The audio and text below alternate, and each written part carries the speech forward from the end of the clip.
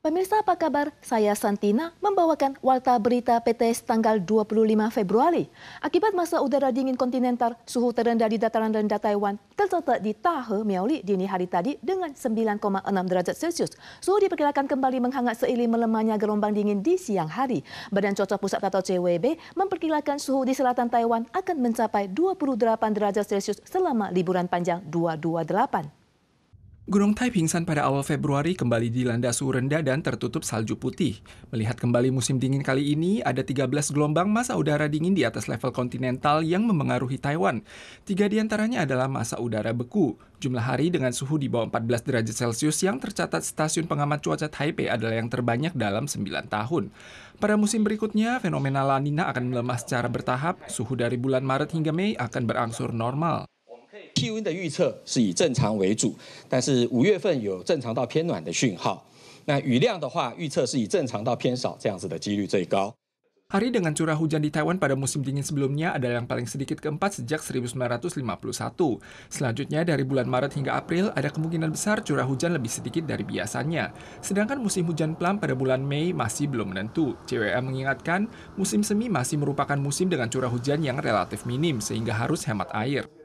Cuaca minggu ini akan berangsur hangat. Sistem awan Tiongkok Selatan tiba pada hari Rabu dan Kamis, membawa hujan sporadis singkat di wilayah sentral ke utara dan kawasan timur. 到假期的时候，整个高温预测最暖和的还是在南部，大约有28-29度的高温。 Potensi terjadinya awan rendah dan kabut saat suhu menghangat cukup tinggi. Warga yang bepergian saat liburan perlu memerhatikan apakah hal ini akan berdampak pada kondisi lalu lintas. Mulai Selasa depan, masa udara dingin akan kembali tiba, suhu saat itu akan terasa lebih sejuk. Kementerian Transportasi dan Komunikasi atau MOTC menyetujui rencana penyesuaian tarif yang diajukan Perusahaan Perkeretaapian Taiwan atau TRC pada Jumat lalu. Tarif tiket kereta api akan naik rata-rata 26,8% untuk kereta ekspres Zhujiang antara Taipei dan Kaohsiung akan menjadi 975 dolar Taiwan, tetap di bawah 1.000 dolar Taiwan. Selisih harga lebih dari 500 dolar Taiwan dengan tarif THSR ini diharapkan dapat mempertahankan daya saing. Kementerian Transportasi dan Komunikasi atau MOTC baru-baru ini menyetujui rencana kenaikan tarif tiket kereta api dengan kenaikan rata-rata sebesar 26,8%. Kenaikan tarif akan diterapkan secara bertahap dengan tarif kereta ekspres Zhujiang sebagai contoh, tiket dari Taipei ke Xinzhuoying naik menjadi 975 dolar Taiwan, Taipei ke Taichung 501 dolar Taiwan, sementara Taipei Hualien naik dari 440 menjadi 583 dolar Taiwan. Untuk kereta lokal, tarif dari Taipei ke Panqiao naik dari 15 dolar Taiwan menjadi 22 dolar Taiwan. Taipei ke Taoyuan naik dari 42 menjadi 63 dolar Taiwan. Namun rencana kenaikan tarif ini masih harus disetujui Yuan Eksekutif sebelum diterapkan. Unit gawat darurat di rumah sakit besar di Taiwan dipenuhi pasien sejak tahun baru Imlek. Kalangan medis yang jarang bersuara meminta bantuan, menyatakan bahwa kapasitas layanan medis saat ini telah mencapai titik kritis. Selain merebaknya flu baru-baru ini, padatnya UGD juga disebabkan semakin banyak perawat yang mengundurkan diri karena upah rendah dan jam lembur yang berlebihan. Kondisi ini memperburuk beban kapasitas medis. Kondisi kongesti yang terjadi di UGD semakin serius. Jumlah pasien yang menunggu perawatan di RS Universitas Nasional Taiwan tanggal 24 pagi saja mencapai 105 orang dan RS Changkeng Lingkou 165 orang. Jumlah pasien yang menunggu pengobatan di RS NTU baru menurun hingga di bawah 100 orang pada sore hari. Kondisi kongesti di seluruh rumah sakit besar bervariasi. 我的会员跟我讲，他已经12个小时没有吃没有喝了。 没吃没喝12小时，护理人员都说只要白班的起薪5万就可以啦，你为什么做不到？ Ada sejumlah faktor yang memicu kepadatan ruang UGD, termasuk rendahnya gaji perawat, ditambah dengan pembagian kerja shift pagi hari dan malam, serta lembur berkepanjangan, semuanya telah memicu gelombang pengunduran diri. Oleh sebab itu, beban kerja perawat yang masih bertahan hingga saat ini akan semakin berat. Menurut statistik, skala perawat banding pasien saat ini adalah 1:18 hingga 20. Pada tahun 2024, lebih dari 1.700 staf perawat telah mengundurkan diri dalam waktu setengah tahun. Krisis SDM memicu penutupan ranjang di setiap rumah sakit. Alhasil, pasien rawat jalan hanya dapat mengantre ranjang di UGD, sehingga memperberat beban kerja staf di barisan depan. Memanasnya wabah flu dan norovirus tahun ini turut mendongkrak jumlah pengobatan rawat inap.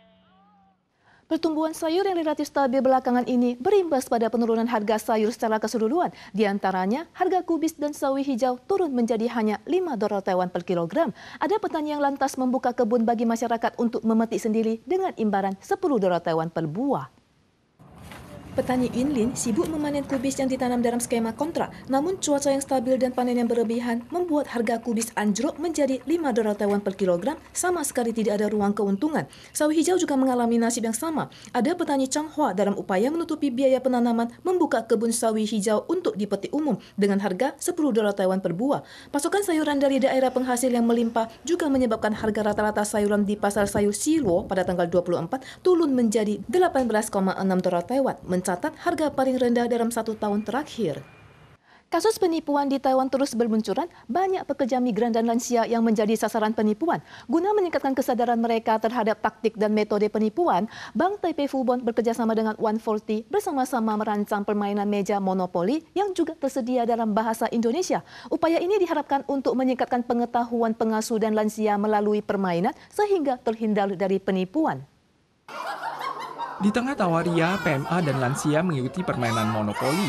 Menurut survei pengetahuan manajemen keuangan PMA, rata-rata 1 dari setiap 10 PMA pernah melihat lansia yang mereka rawat mengalami penipuan. Bagaimana menambah pengetahuan PMA terhadap trik penipuan dan meningkatkan kesadaran lansia dan anggota keluarga saat PMA mengeluarkan peringatan terkait penipuan barulah merupakan kunci utama pencegahan. 这次我们跟台北富邦银行一起来共同制作的这个双语版的桌游，其实就融入了很多房价的知识的指引，然后还有一些金融理财认知的一些概念。 Selain meningkatkan konsep pencegahan penipuan, permainan ini juga memadukan konsep finansial seperti produk keuangan, tata kelola finansial, dan evaluasi resiko, agar pemain dapat menyerap pengetahuan manajemen keuangan secara alami. Permainan ini juga dilengkapi dengan formulir evaluasi kognitif terhadap demensia untuk meningkatkan daya observasi PMA dan lansia, serta disajikan dalam bahasa Mandarin dan Indonesia. Permainan ini mengajarkan kami untuk mengenal resiko, atau membeli rumah, membeli tanah, atau kita membeli produk bank. Permainannya sangat membantu di dalam pengetahuan kita untuk menjaga keuangan kita supaya tidak terjadi hal-hal yang tidak diinginkan.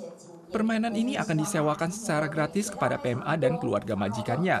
Bagi PMA yang tidak dapat mengambil langsung permainan ini juga tidak perlu khawatir. Cukup masuk ke situs untuk memindai kode QR dan mengisi formulir secara online, maka staf akan mengirim permainan tersebut ke alamat yang tertera di atas formulir. Durasi peminjaman paling lama mencapai 1 bulan. Para pemirsa sekalian, sekian Warta Berita dari PTS. Kita suara lagi di lain kesempatan. Sampai jumpa.